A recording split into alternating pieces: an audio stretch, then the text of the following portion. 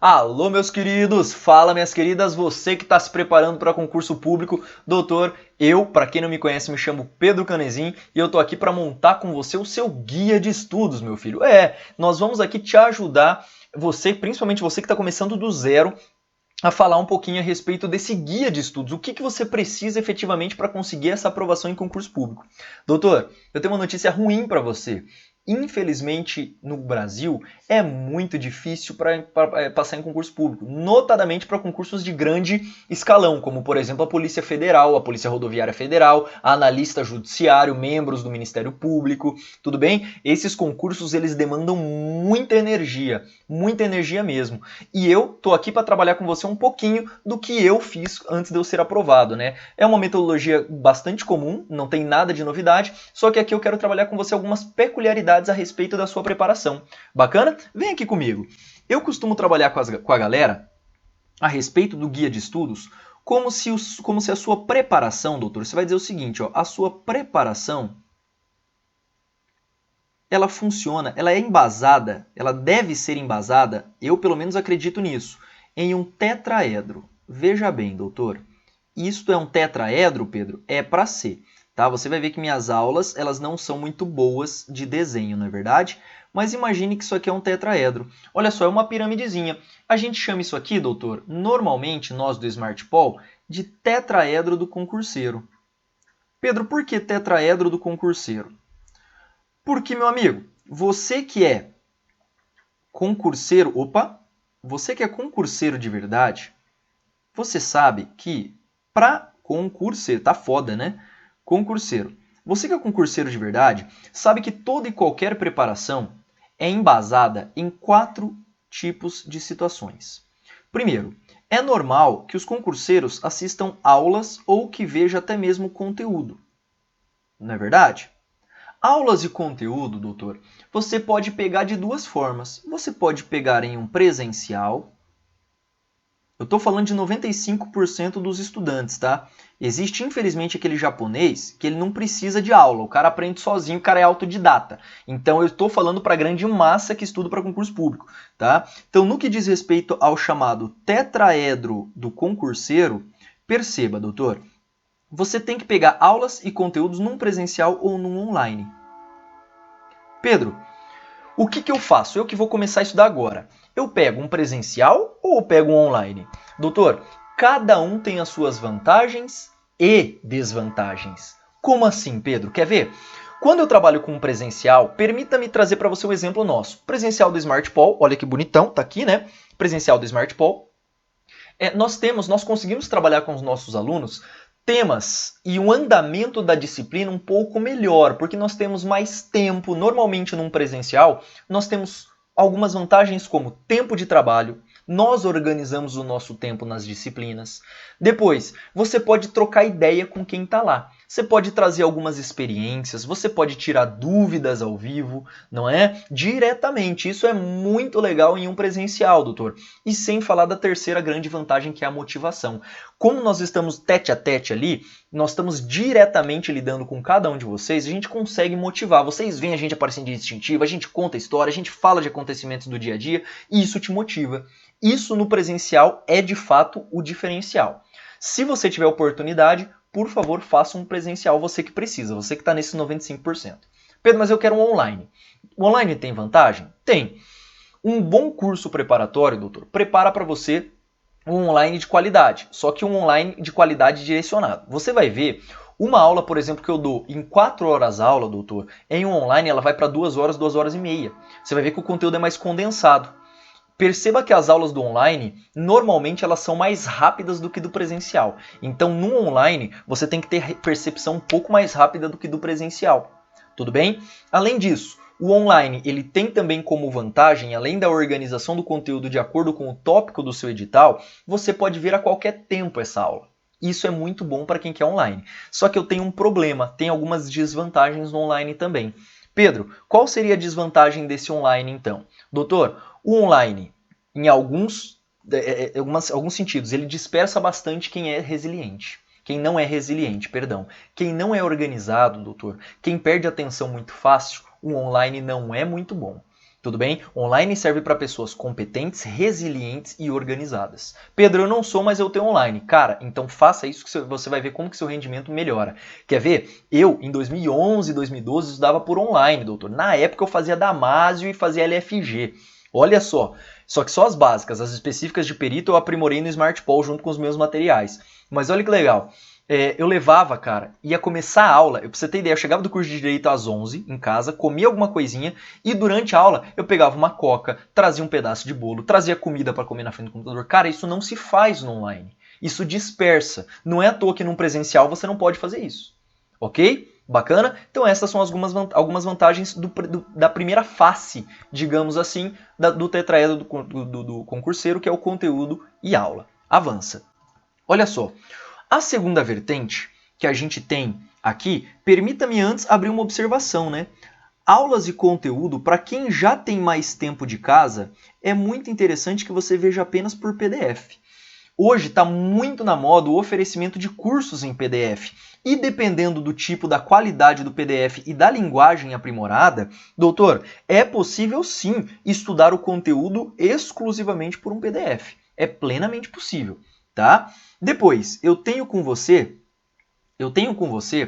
a parte de questões, exercícios que, meu Deus, meus queridos, minhas queridas, eu diria para você que é o ponto crucial. Pedro, por que eu preciso estudar questões de concurso? Doutor, porque são as questões quem de fato mostra para você como a banca cobra determinados assuntos. E isto varia de banca para banca. É por isso que cada concurso que abre com uma banca diferente você tem que conhecer muito bem. Existem as chamadas bancas globais, são as bancas mais bem conceituadas no mercado, entre elas FCC, entre elas CESP-NB, tudo bem? Estas bancas elas são de grande repercussão e muitas vezes coerentes, digo inclusive, admitindo alguns recursos quando nós impetramos diante da prova. Então estudar a questão, doutor, faz com que você, olha só, massifique o conteúdo da forma que é cobrada. Não adianta só ver conteúdo e não adianta só ver questões. Esta é a minha visão da coisa, ok? Depois, eu tenho para você o seu estudo dirigido. Você tem que fazer o estudo dirigido. Pedro, o que é o estudo dirigido?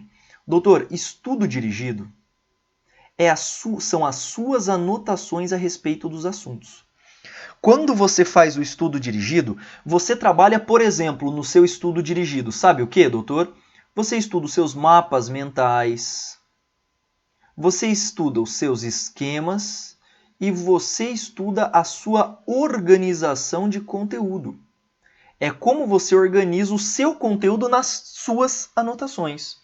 Tudo bem? Isto, propriamente dito, é o estudo dirigido. Doutor, eu com bastante tranquilidade posso dizer para você, é onde você treina demais a sua memória mecânica escrevendo, tudo bem? E é onde você consegue massificar mais conteúdo.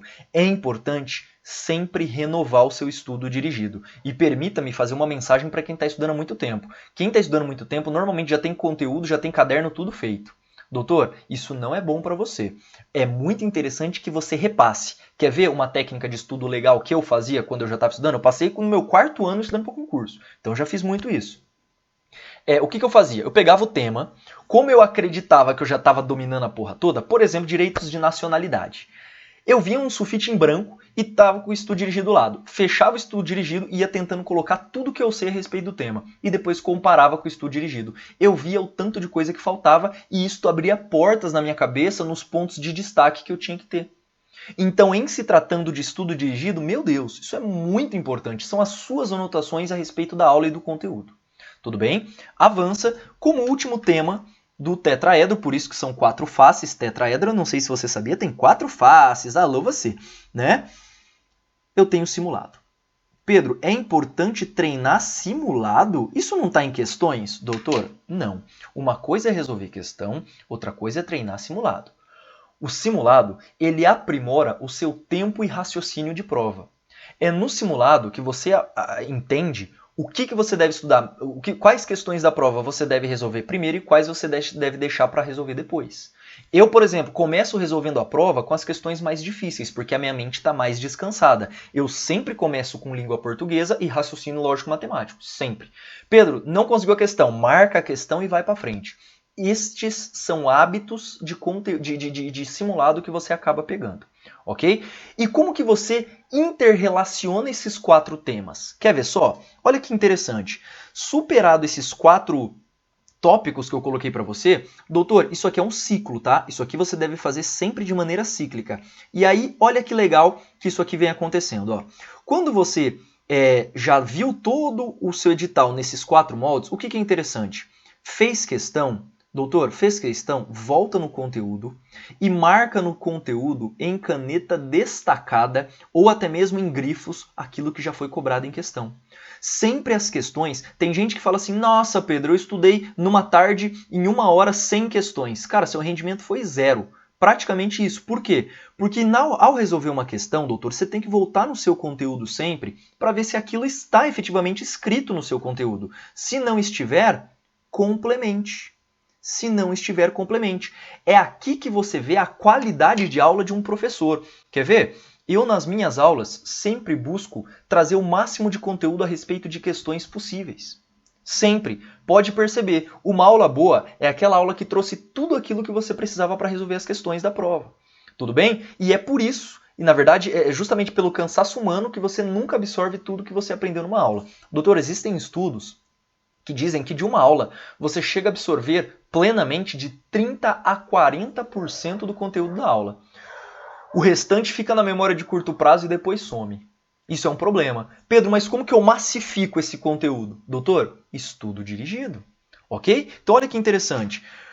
As questões, elas se relacionam com o conteúdo e elas se relacionam também com o seu estudo dirigido. Então você vem nas suas anotações e coloca aquilo que efetivamente está faltando. Tudo bem? Preenchendo sempre em caneta destacada. Não sei se você percebeu, o norte do seu estudo para concurso público está aqui, ó. São as questões de concurso público. Sem dúvida, dos 4 elementos, as questões são os principais. E o simulado, mesma coisa. Viu questões de simulado que não tem no seu material? Complemente-o, ok? E aí, com o simulado, você ganha também uma coisa que a gente chama de tempo de prova. Tempo de prova. Então, um bom estudo, basicamente, para quem está começando do zero. Vamos lá. Para quem está começando do zero. Pedro, eu resolvo mais questão ou vejo mais conteúdo? Doutor, divida 70% do seu tempo de estudo em conteúdo. E 30% do seu tempo de estudo em questões. Quando você já está no nível mais avançado, entenda, 2 anos ou mais de estudo, você vai inverter isso. Você vai fazer 70% de questões. De questões. Bacana? E 30% de conteúdo. Vai ver menos conteúdo e ver mais questões. Doutor, eu fiz isso, deu certo. Eu tenho muitos alunos que fizeram isso e também deu certo. Então, a nossa dica aqui do SmartPol, para com essa palhaçada de a galera falar assim, nossa, meu método de estudo invencível, método de memorização. Cara, senta a bunda na cadeira e faz essas 4 coisas para você ver se não dá certo. Eu garanto que você passa. Só que você tem que fazer efetivamente. E aí vem aquelas metodologias que você tem em relação a tempo de estudo. Cara, larga o celular de lado, não fica com coisa nenhuma que te chama atenção ali, não deixa a aba aberta no seu computador se você tem online, foca especificamente o seu tempo em estudo e cronometra. Cara, você vai ver, quem estuda 3 horas por dia, estuda de segunda a sexta, 15 horas na semana. Em um mês, você vai estar estudando aproximadamente 60 horas. Doutor, se você estudar por 6 meses, você tem quase uma pós-graduação. Você tem cerca de 360 a 400 horas líquidas estudado. Ok? Então, isto seria uma rotina de estudo efetivamente. E, doutor, eu não tenho dúvida, com essa rotina de estudo, com 320, 360, 400, 500 horas, já dá para você ser aprovado sim no concurso público. Bacana? Espero que você tenha gostado dessa dica. Deixa pra gente o seu comentário aqui que a gente vai fazendo os respectivos feedbacks. Bacana? Essa é a minha dica de hoje. Valeu!